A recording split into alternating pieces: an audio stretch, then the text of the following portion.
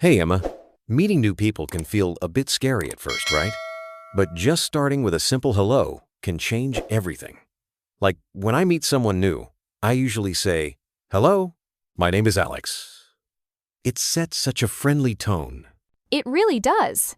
And it makes things much easier for everyone. When I first started learning English, just saying, "Hi, I am Emma," gave me a little boost of confidence. It's quick, and suddenly you're not a stranger anymore. Exactly, and I love how adding your name right away helps people remember you. Plus, it's such an easy sentence to practice. I always tell learners, don't worry about sounding perfect, just try it out. Totally. Besides, you can mix it up a bit and say, "Hello, I'm Emma." It's just as friendly and a little faster to say.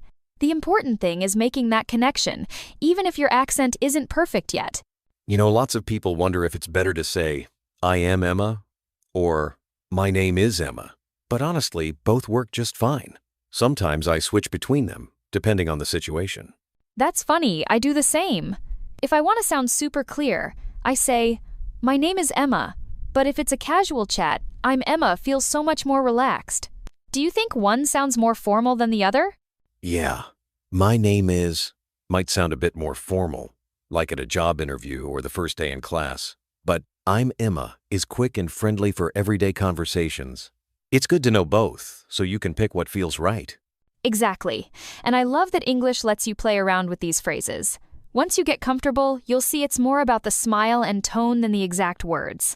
That actually reminds me, after names, people often want to share a little more, like their age. It's super common in English to say, "I am 20 years old." Honestly, when I first learned that, I felt a bit shy saying my age out loud. But it's such a normal question, especially when you're making new friends or in a classroom. You're right.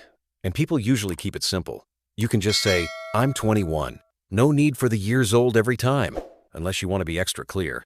I agree with that. For example, if someone asks, "How old are you?" I'll just say, "I'm 21."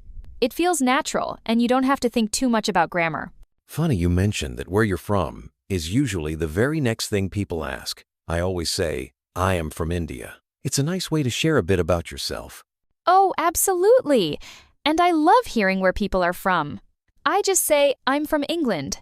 Sometimes, if I want to sound casual, I drop the "I am" and go with "I'm." It makes the conversation flow smoother. That's true. And it's so welcoming to ask someone, "Where are you from?" It opens the door for more conversation. Plus, you get to learn about different countries and cultures. Right. And nobody expects you to have a perfect accent or pronunciation. Just saying, "I'm from Brazil" or "I'm from Spain" gets your message across and starts a friendly exchange. After practicing those pieces, it's actually kind of fun to put it all together. I like to challenge learners to try a full introduction, name, age, and country. It really makes you feel accomplished. Like, "Hi, my name is Emma. I'm 21 years old. I'm from England." Suddenly, it's a real conversation. Exactly, and you can mix and match. Maybe go with, "Hi, I'm Alex. I'm 30. I'm from India." No need to memorize, just practice with what feels natural.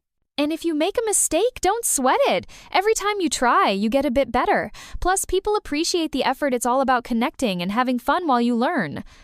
So, you know that moment when you meet someone new and suddenly they're asking, "What do you do?" It happens all the time. At parties, at work, even waiting in line for coffee. It's almost like the universal icebreaker. And it can feel a bit awkward if you're not sure how to answer, especially if English isn't your first language. But honestly, it's usually just someone's way of starting a conversation. Exactly. And here's the thing, when someone says, "What do you do?" they're really asking about your job, or sometimes what you study if you're a student. That totally makes sense. I remember the first time someone asked me that, I panicked a little, but once you know the pattern, it's super easy to answer. Like, you can just say, "I'm a teacher," or "I'm a student." And the best part? The sentence structure is really straightforward. It's just, "I am a," and then your job or title, like, "I am a doctor," or "I am a nurse." I love how simple it is. And if you want to sound more natural, you can say it a bit faster, so "I'm a teacher," "I'm a student." It just rolls off the tongue, right? Totally. Let's try it together for our listeners. I'm a student. I'm a teacher. And you can fill in your own job or what you study. I think practicing out loud really helps. Plus, if you're not working right now, no stress, you can just say, I'm not working right now. Super useful if you're in between jobs or taking a gap year. That actually reminds me, if you're a student, you can be even more specific. Instead of just, I'm a student, you can say what kind of student you are, like, I'm a college student. Exactly, and you can even add what you study, like, I study English, or I study computer science. It adds more personality to your answer, which is always nice in conversation. I love hearing people talk about their passions. So if you're into art or music, just swap it in. I study art, or I study music. What's cool is you can mix and match. I'm a student, I study business, or I'm a student at a university, I study medicine. See how flexible it is? You know, people often want to know where you work or study too.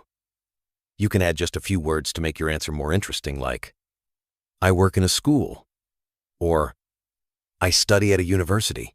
That's a great point. It gives a little extra information without making things complicated. For example, I'm a doctor, I work in a hospital, or I'm a student, I study at a college. Exactly. And it feels much more like a real conversation. You don't have to memorize long sentences. Just these small, simple patterns make a big difference. Sometimes I even like to play around with it, like, I'm an artist, I work in a studio, or I'm a student, I study at home. It keeps things fun and personal. All right, let's bring it all together. Imagine you're meeting someone for the first time. How would you introduce yourself?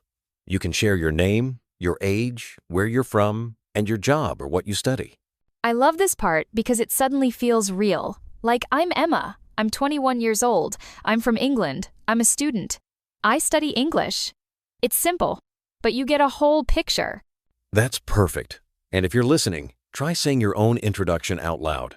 It's great practice and helps you feel more confident the next time you meet someone new. And honestly, the more you practice, the easier it gets. Soon you'll be introducing yourself without even thinking about it. Give it a try and have fun with it. You know, people always get curious about family, so let's dive into how to tell someone about yours. The easiest way to start is by saying, there are people in my family.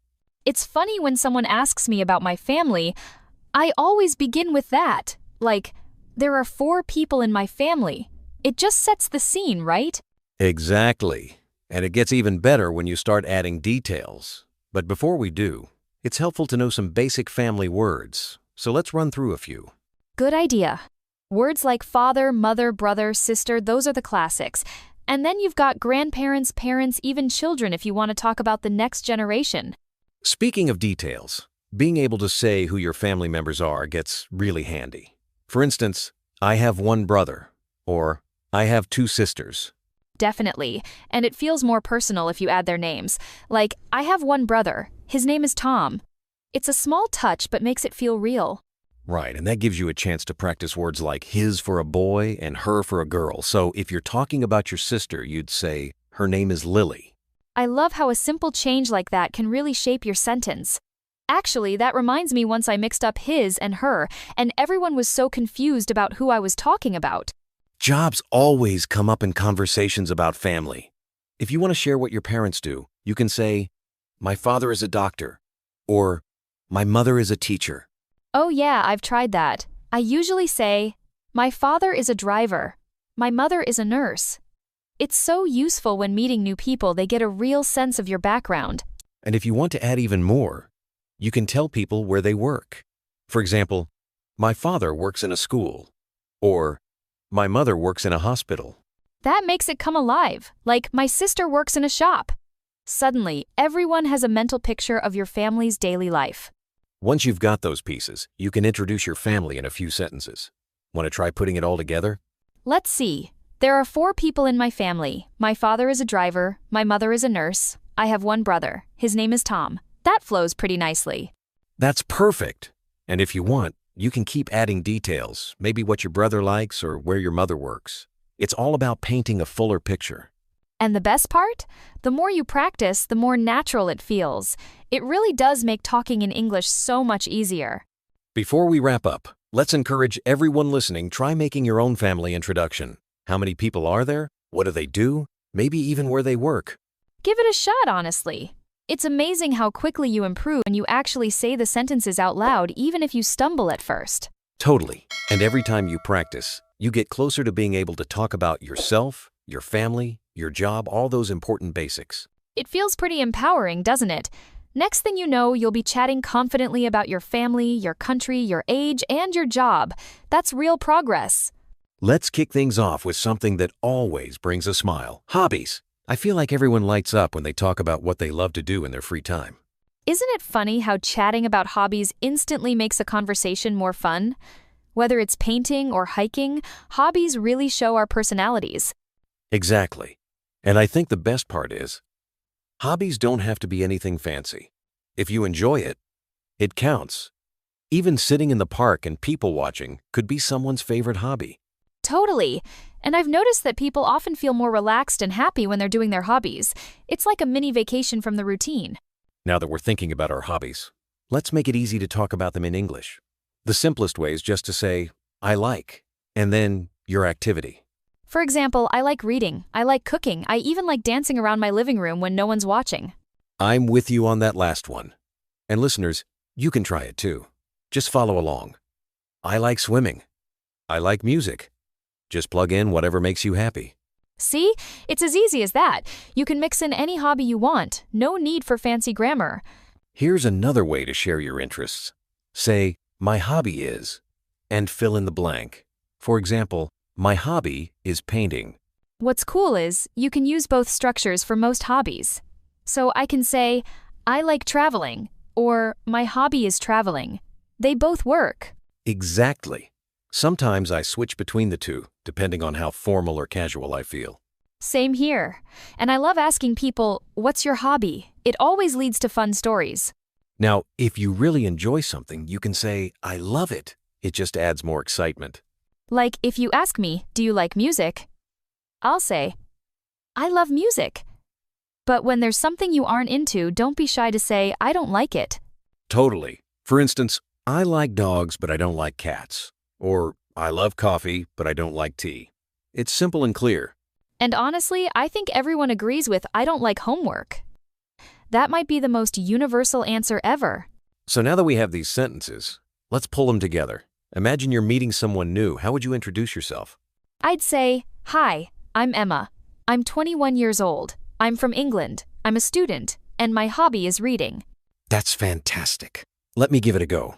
Hi, I'm Alex. I'm 30 years old. I'm from India. I'm a teacher. I love playing the guitar. So good. And listeners, it's your turn. Try saying your name, age, where you're from, what you do, and of course your hobby. I can't wait to hear your introductions. Emma, when you think about learning a new language, feelings might not be the first thing that comes to mind. But talking about how we feel is such a big part of daily life, don't you think? Oh, absolutely. Think about how often someone asks, how are you? Or, are you okay? If we can't share our feelings, conversations get really limited. It's almost like trying to cook without salt. A key piece is missing. That's such a good example. Plus, sharing how you feel can help people understand you better. It's not just about words, it's about connecting with others on a real level. Totally. And for anyone just starting out, learning feeling words is a great way to start expressing yourself. Even just saying I'm happy or I'm tired opens up a lot of real conversations. What I love is how simple it can be. Just, I am, plus a feeling. Like, I am happy, I am sad, or I am hungry. It's pretty straightforward, right? For sure. And you can make it even quicker by saying, I'm happy or I'm tired. I remember when I first started learning, contractions like I'm made conversations feel so much more natural. Same here. And honestly, using these basic sentences can help a lot in so many situations, at school, at work, or even if you're just chatting with a friend. Exactly. Plus, practicing them out loud, even by yourself, really boosts your confidence. That reminds me, asking, how are you, is such a common way to check in. It's like opening the door to a real conversation. I've noticed that too. And the cool part is, you don't have to stick to just I'm fine. You can say I'm good, I'm tired, or even I'm not okay if you want to be honest. Exactly. And sometimes people just want to know you care enough to ask. Plus, it lets you practice those feeling words we just talked about. And if you ever freeze up, just remember you can always say, I'm okay, or even I'm excited if something good happened. The possibilities are pretty wide. Once you get the basics, it gets fun to try out more feelings like, I'm nervous, I'm bored, or I'm surprised. Have you ever played the guessing game with these? Oh, definitely. Like when someone says, I have an exam today, I don't feel ready, you just know they're probably nervous. It turns learning into a little game, which honestly makes it stick better. Totally agree. And it's a great way to practice listening, too. If you can guess the feeling from a short story, you're really starting to understand the language emotionally. Plus, you can do it anywhere. Next time you hear someone say how they feel, try to think of the word in English. It's a fun challenge. Funny thing is, once you know how to say how you feel, you almost always want to say why. That's where because comes in. Yes, like, I'm happy because it's my birthday, or I'm tired because I worked a lot. Adding because really makes your sentences more meaningful and more real. And it's super easy to practice. Just pick a feeling, add because, and think of a reason. I'm excited because I'm going on a trip. It gets you thinking too. I love that. It helps you create your own stories, even with just simple words, and soon you find yourself sharing more and more. After all this, it's awesome to realize how much ground you can cover just by practicing a little bit every day. Isn't it wild? First you just learn to say, I'm happy. Then you're chatting about your birthday, your cat, your big test, sharing your real life. That's the real reward of learning. Suddenly, you can connect with people, not just memorize words. So next time you're asked, how are you? Have fun with your answer. Add a reason.